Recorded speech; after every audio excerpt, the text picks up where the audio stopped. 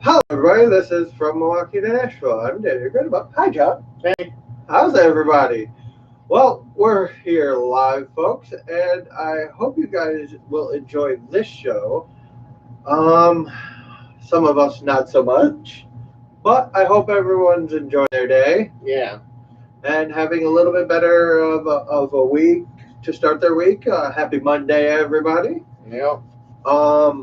We would like to start our show a bit on a somber note. We would like to wish the people of Rockton a safe and happy environment because today at ChemTools manufacturing factory was a giant explosion. They're about 20 to 30 miles south of Rockford. Right. And the wind was going north to northeast all day today.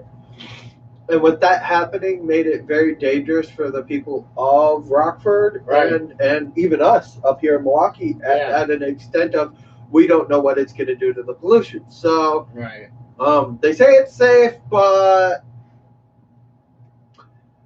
they said that about many other things, and whoops. But let's not get into that too much. Today, the Everblades had a Game 5 against South Carolina. The first period was kind of, Yeah. It was just it was weird because it felt like a figuring out process. Right. It was like they were playing way too cautious, especially for both teams at that time were playing too cautious. Right. It was neither one played like they were, wanted to take control of the game. Right. They were just trying to figure their opponent out. And with that, I'm not exactly a big fan of that. Right. Because when your game, it's a Game 5, it's a Game 7, whatever the series, best of 5, best of 3, best of 7, whatever the series is, when you get to that Game 3, Game 5, or Game 7, it's not necessarily a great thing to be trying to figure your opponent out on what their scouting plan is that day. Yeah. And by the time you do that, it's maybe too late. Right. And also in the first, I believe it was first minute, maybe a little after, was Downing got injured? Downing got checked into the boards and got injured. We wish Downing well, yes, and we do. Hope that he'll be back in a Blades jersey next. Well, we'll get to that. Scoring in the first, that was all South Carolina. They had Dylan Steeman with an assist from Mark Cooper. It's kind of a greasy goal. Right. I mean, everybody did everything right. Guy went to the net, passed the puck well. Got a little. It was just one of those weird, kooky games. I'd say. And in that retrospect, I think that when you have a first period like this where the shots are 12-8, so they're not really even, but they're not really lopsided. It's just a 4-shot difference. One and only one. They had South Carolina had 4 more, and only one of those 4 possibly went in. Right. It's just one of those situations where when you're looking at it, is playing passive a good idea? Yeah. Then the second period, they played a little more aggressive style hockey. Right, they did. I mean, even if you look at the penalty sheet, holding, cross-checking, high-sticking, tripping. Right. Both teams, took the gloves off. In that sense. And, Florida had to come out of the locker room after the first and go, well, we got to attack because they're not attacking, and if we sit there and play if this is the game they want to play, we play their game, then it's not going to be good. Right. We're going to have a long night ahead of us. Yeah. So when we have those situations, you got to you can't play it safe, but you can't play it too far either. Right. You got to find that you got to attack, but still have something in reserve. Yeah. Just in case. Scoring in the second, scoring first was Joe Pedezza with an assist from who else but Alex Kyle. Right. And Stefan LeBlanc. I mean, when you really look at that, it just Pedezza, Kyle, LeBlanc, Hebig, Sissons, and Solo all just this whole series played amazing hockey. Yes, they did. They played very good hockey. Cameron Hebig, I believe, also just signed a NHL deal over the last couple of weeks with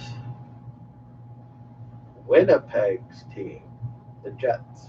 So we'll see what happens there. But I believe he signed an NHL deal. But one of his big things was he wanted to return to the Blades to finish what he started. Right.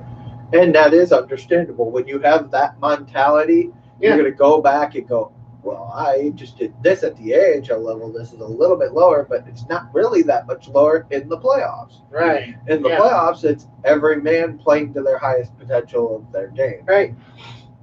Then scoring second. By the way, the Everblades goal was a power play goal. That was at the 6:42 mark. At the 12:01 mark, Cole Yulee scored off of an assist for Dan DeSalvo.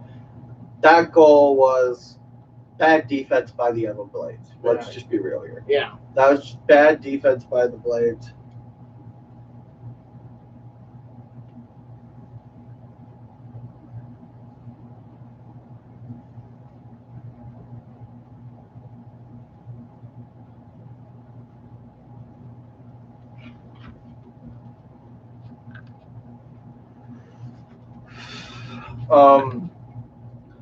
Then we have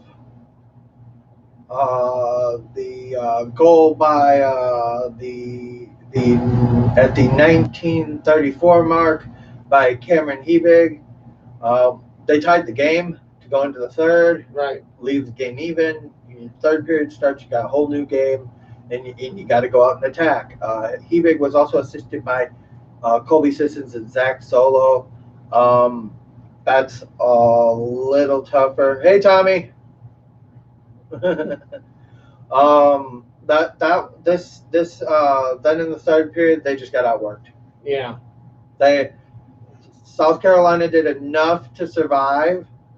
Right. And it ended up them winning it. Yeah. You did enough to survive, so you did enough to win. Right.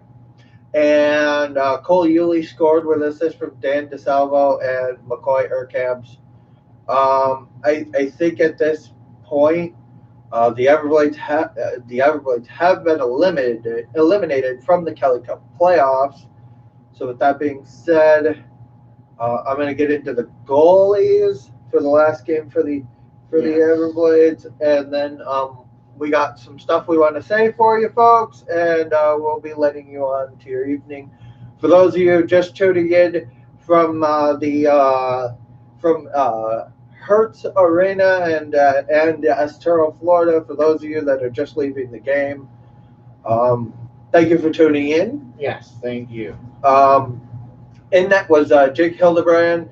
He stepped 24 of 27 with an 88.889 save percentage, with 3 goals against. Right. I thought they'd start Cooley after how he played yesterday, after they took out Hildebrand, but I'm not sure what that decision was all about. Hildebrand did play well, but the team in front of him, let's face it probably should have been a lot more sided, but Hildebrand came up with some humongous saves tonight. To see the type of play that he laid out tonight at an ECHL level was just phenomenal. Yeah, and you think about it, like, you wonder why he's even there. Like, there are guys, he should have a chance at the AHL level, and after this, he may. Right. We don't know what the offseason's going to bring, but we'll be here for all of it. So, just a programming note, we do have one more video. It is a YouTube exclusive of breakdown of the Detroit Red Wings coming up. Just a little nose in there.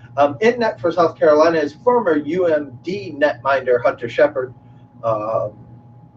He stopped 25 of 27 with a 92.593 save percentage. The South Carolina Stingrays will now play the Greensville Swamp Rabbits. Right. The Battle of the Carolinas. Mm-hmm. So with that being said, My personal MVP for the playoffs, leave Cooper. I mean, the man scored a hat trick, had 5 goals, and did everything he could, and he was one of the few guys not in the minus tonight. Right. The only guy I can't put all the blame on. Right.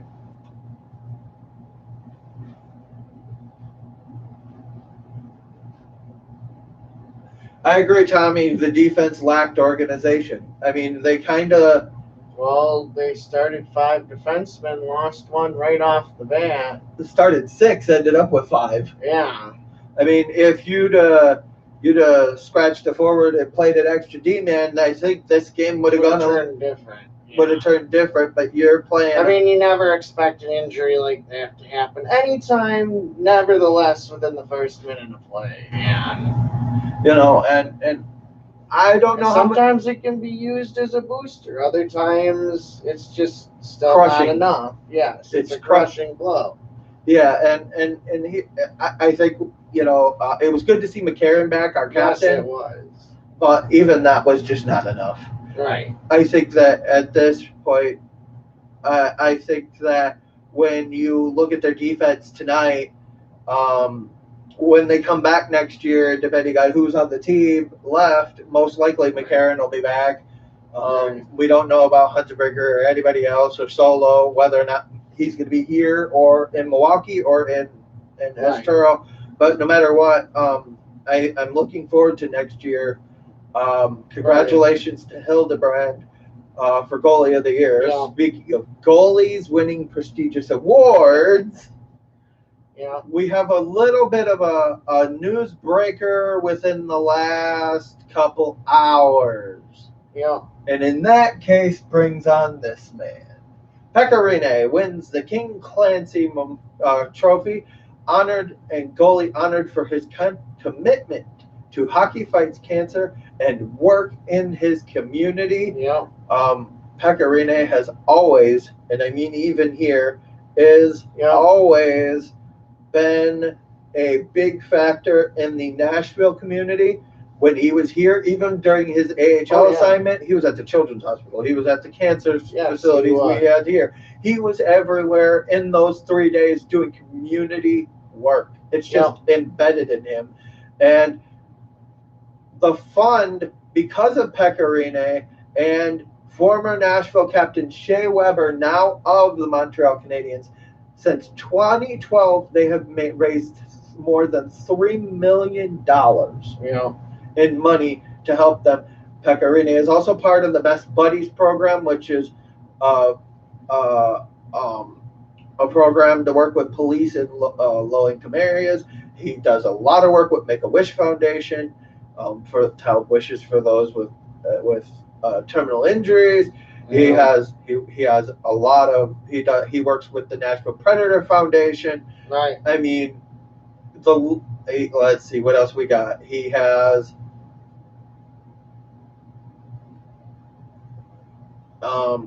worked with PK Subban on the Blue Line project. Yeah.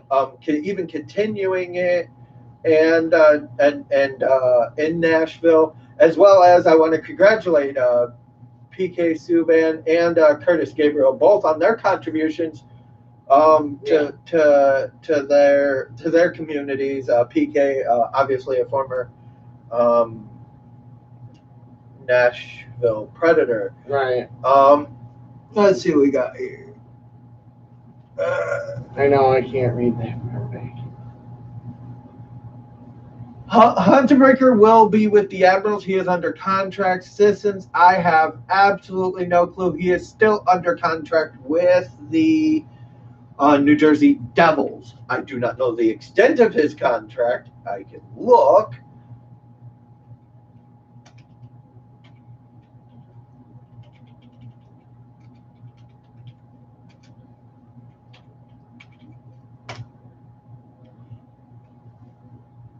It's final year.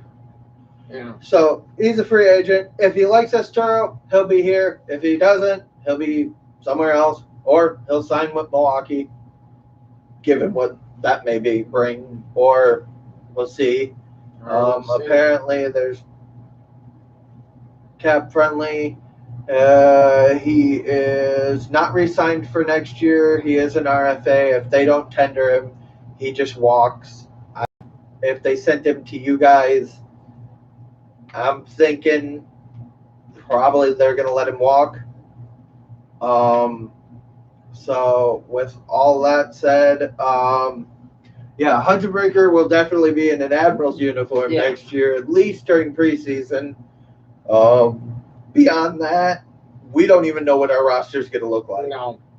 We're going to have to kind of... Too early at this point. We're going to have to wait till after Seattle and pretty much after the main part of free agency towards about a month before the season. We should... August, September. Yeah. I mean, it's probably September more so than August. We'd like it to be August, but let's be honest, it'll probably be more towards September. Yeah, I mean, just so you guys know, we will be, like I said, taking a week break. It's been a grueling schedule. We got some stuff in our personal lives we got to take care of. Yeah. We will be still doing graphics and news posts. And hopefully social media posts as often as possible. As well. And the only thing I can say is if anything breaks, we'll try and cover it. We will be covering it. We will be also live for the draft, live for the expansion draft, live for the second round as well. But we're hoping to get all of that done in a matter of 4 days. So yeah. We're going to be crammed with that. But I hope you guys enjoy our YouTube video. For those of you who are subbed to our YouTube, I hope you enjoy that. We have a Detroit Red Wings video. For now, this has been From Milwaukee to Nashville, brought to you by the wonderful people at Hockey Locker, which, I'm sorry, Hockey Locker, today's been a day. I'm sorry. It's just been one of those days. You can call them at 414-800-7585 or visit their website at hockeylockermilwaukee.com. Have a wonderful evening and a great rest of your week if you do not see us. If you do see us, something broke. Yeah.